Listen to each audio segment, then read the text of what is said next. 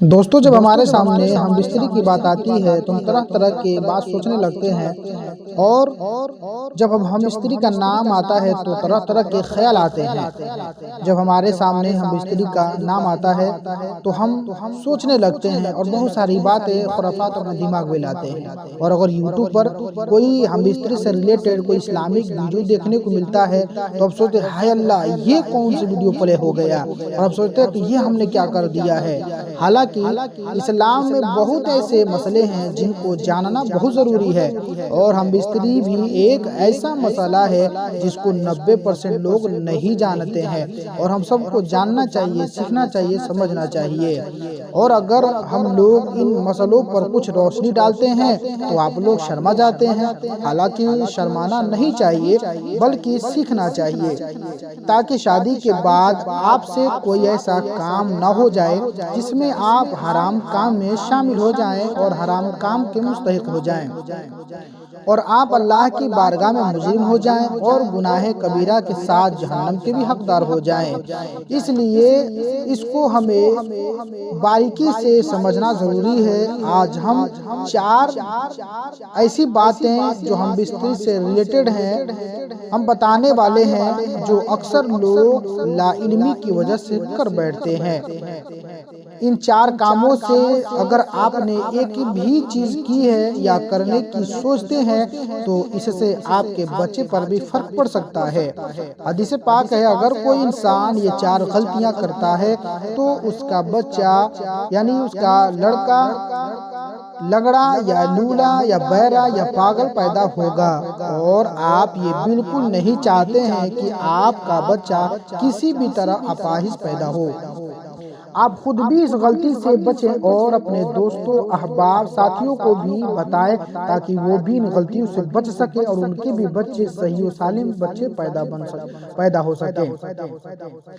آج کل ماڈل زمانہ ہے، ماڈل زمانہ چل رہا ہے، ہر کسی کو مزہ آنا چاہیے۔ مزے کے چکر میں جو آخرت میں ہوگا تب سمجھ میں آئے گا کہ کوئی سمجھا رہا تھا تو میں سمجھا کیوں نہیں، اگر سمجھ لیا ہوتا تو آج قبر میں ٹھکائی نہیں ہوتی، مرنے کے بعد جو ہوگا اس کا آپ نے گمان بھی نہیں کیا ہوگا، اور وہاں کسی بھی طرح کی کوئی بھی سفارش کام میں نہیں آئے گی، سفارش بھی نہیں چلے گی، اور نہ وہاں کوئی آپ کو بچانے آئے گا۔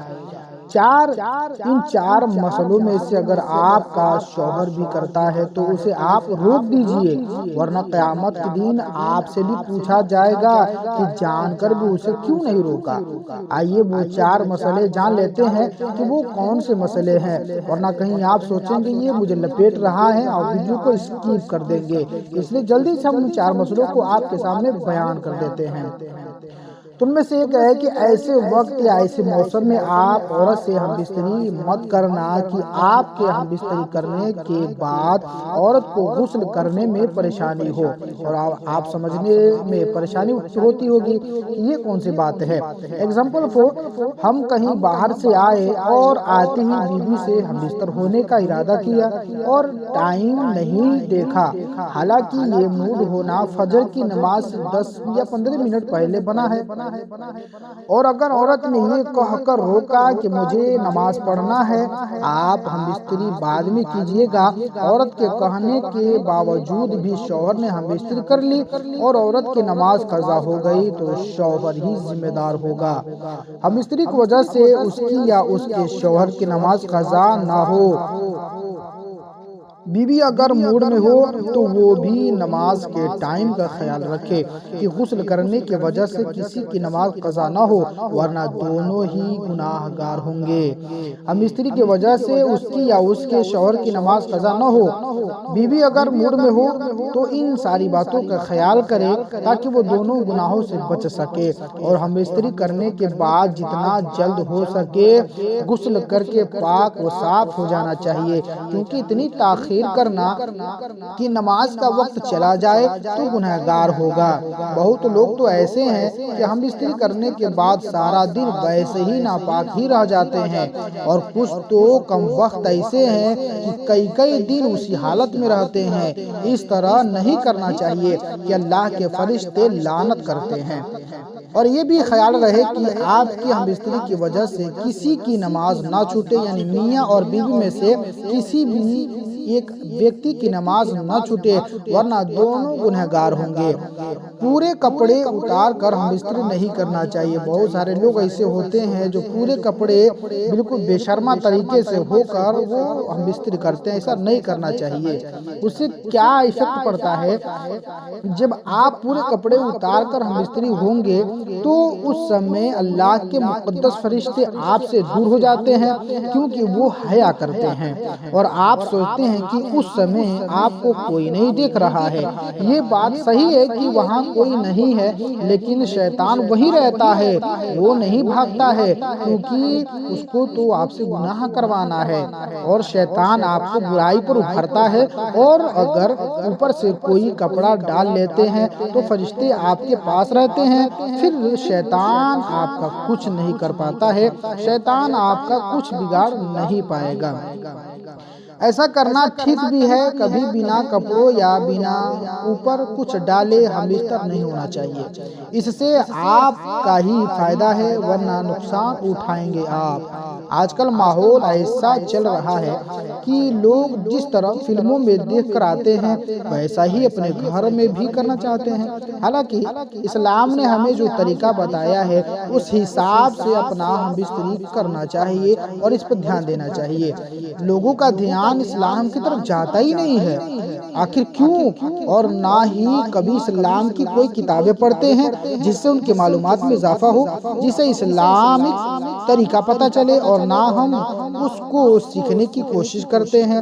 اور لوگوں کا گندا طریقہ دیکھ کر کچھ لوگ اسی طرح کرنا چاہتے ہیں، حالانکہ یہ غلط ہے۔ جو طریقہ ہمیں اسلام نے بتایا ہے اسی طریقے پر چلنا چاہیے، ویسے ہی زندگی گزارنا چاہیے۔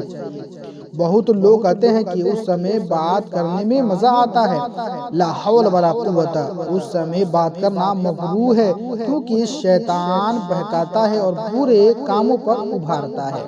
ہم بستری کے ٹائم بات کرنے سے بچے پر بھی فرق پڑ سکتا ہے، اس لیے اس سمے کسی طرح سے کوئی آواز نہیں نکالنا چاہیے اور ہر طرح سے باتوں سے بچنا چاہیے۔ ہم بستری کے ٹائم دونوں ایک دوسرے کے بارے میں سوچیں بس، اور دنیا سے کیا کرنا ہے، یہی بہتر ہے، اور اسلامک طریقہ کو اپنائیے۔ اپنی بیوی کے پیچھے کے مقام میں ہم بستری نہ کریں کہ یہ اسلام میں جائز نہیں ہے، حرام ہے، کیونکہ وہ نجاست کے لیے ہے، سمجھے آپ؟ نجاست کی جگہ وہ نجاست کے لیے ہے۔ جو چیز جس کام کے لیے ہے اس کو اسی کام میں ہی استعمال کیا جائے تو زیادہ بہتر ہے۔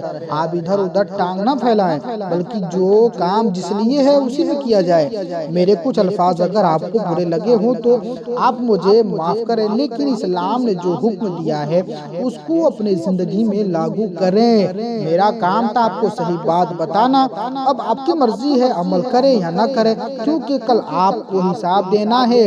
اس لیے خود بھی عمل کیجئے اور اپنے دوستوں کو بھی ویڈیو شیئر کیجئے تاکہ وہ بھی اس بات پہ عمل کریں، تاکہ دوسرے لوگ ان باتوں کو سمجھیں اور ان غلطیوں سے پرہیز کریں۔ اگر آپ کی ایک شیئرنگ کی وجہ سے ایک بھی بندہ ان غلطیوں سے بچ گیا تو آپ سوچ بھی نہیں سکتے ہیں کہ آپ کو کتنا ثواب ملے گا۔ ویڈیو رکنا نہیں چاہیے، اس ویڈیو کو وائرل کر دیجئے۔ ہم نے اپنا حق ادا کیا کہ حق بات بتا کر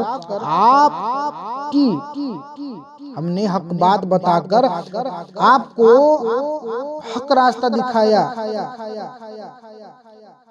ویڈیو رکنا نہیں چاہیے، اس ویڈیو کو وائرل کر دیجئے۔ ہم نے اپنا حق ادا کیا، حق بات بتا کر، اب آپ کی مرضی اس کو آگے دوسروں تک پہنچائے یا نہ پہنچائے، اپنا حق ادا کرے یا نہ کرے۔ اس ویڈیو میں ایسی کوئی بات نہیں ہے کہ آپ اس کو آگے شیئر کرنے میں شرمائیں، یہ دین کی باتیں ہیں، آپ خود بھی سمجھیے اور اپنے ساتھ دوسروں کو بھی سمجھائیے، شیئر کیجئے۔ کب تک بیٹھے رہیں گے انگلیاں دبا کے؟ کل آپ سے بھی سوال ہوگا، میں آپ سے کہہ رہا ہوں جو دیکھ رہے ہیں، کل آپ سے بھی سوال ہوگا کہ حق بات سامنے تھی تو آگے کیوں نہیں بڑھایا؟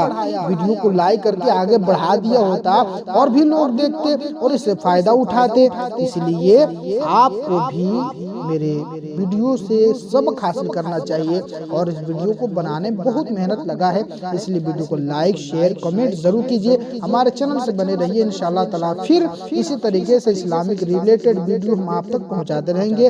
خدا حافظ، السلام۔